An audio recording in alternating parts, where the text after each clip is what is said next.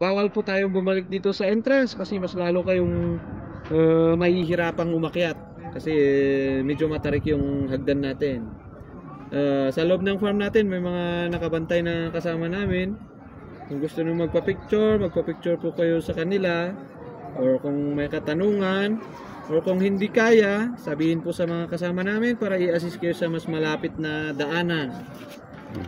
Sa gitna ng farm din natin, may resting area tayo, comfort room, saka tindahan po ng tubig. Yung entrance tab, bigyan nyo kay ma'am doon. Pagkatapos, pag matapos kayo mag tour sa loob, yung coffee stop naman po yung ibigay nyo sa exit para may libre kayong tinapay, saka unlimited na coffee po. Reminders lang, bawal lang tayo mamitas ng bulaklak, pwede nyo hawakan, amuyin, saka picturean. Yun lang po. Sige. Yun. Hindi mo kaya, magpabuhat ka. Ganun.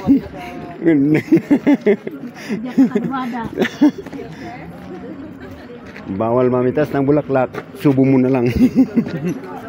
No time limit kayo sa farm, 2.5 hectares wide yan. May CR resting area at bilihan ng tubig sa kalagitnaan ng farm. May mga kasama kaming naka-attire ng ganitong kulay na tulipo. May payabyab, sa kanila kayo pwede magtanong, magpa-assist, pwede rin magkisuyong magpa-picture sa kanila. Ano po? So no time limit din, no? Basta pag napagod, magpahinga sa resting area sa gitna ng farm. Maraming salamat po, Yumi Proceed. Thank you. Ganun lang yun. Oh, thank you. Sige. Basta kung napagod kayo, magpahinga lang sa kalagitnaan ng farm. Hindi naman mandatoring tapusin lahat yung 2.5, yung kaya lang. Ano po?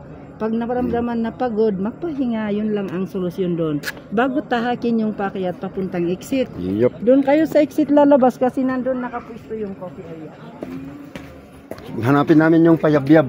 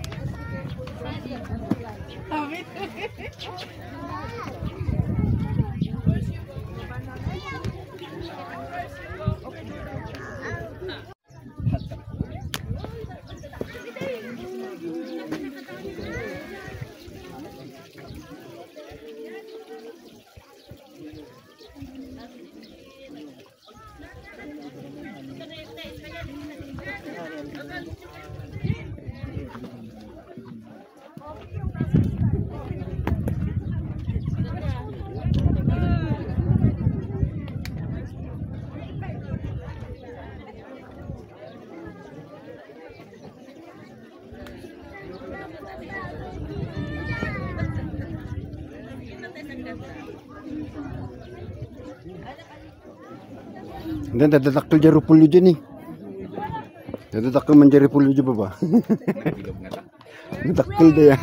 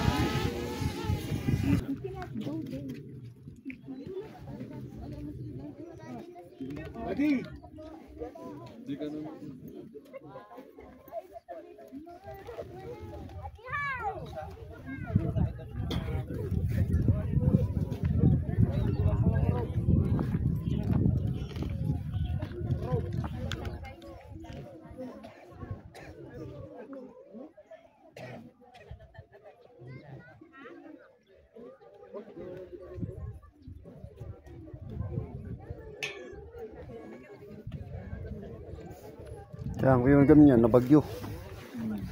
Ano yung atid nga. This is the way. Ako ang daan kung ano dyan.